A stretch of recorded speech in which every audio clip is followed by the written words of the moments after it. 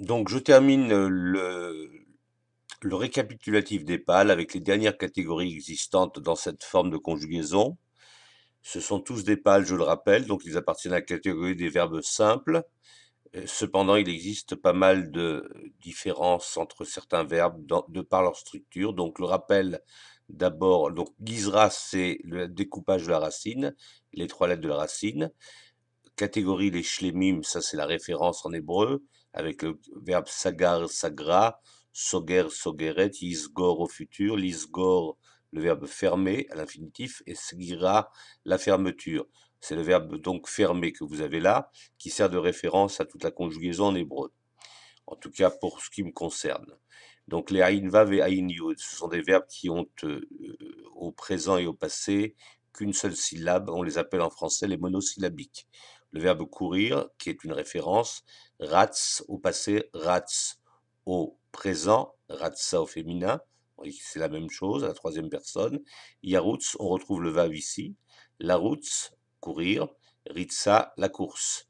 Ba, verbe venir. Ba, ba'a. Yavo, lavo. Venir, qui n'a pas précisément de gérondif.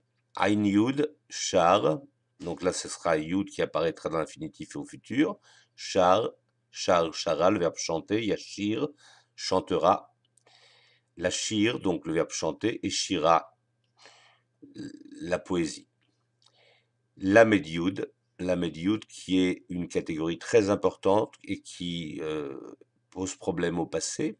Le He va être remplacé par un Yod à certaines personnes de la conjugaison. Kana, kanta, c'est le verbe acheter. Kone, kona, on remarque le He. Yikne, futur. Liknot, Kenya. Alors, je fais la remarque très importante. Quand vous avez un infinitif avec ot à la fin, ça sera systématiquement, quel que soit le binyan, quel que soit le, la construction de conjugaison, ça sera un lamed he, c'est-à-dire un verbe qui a comme dernière lettre de la racine un he, obligatoirement.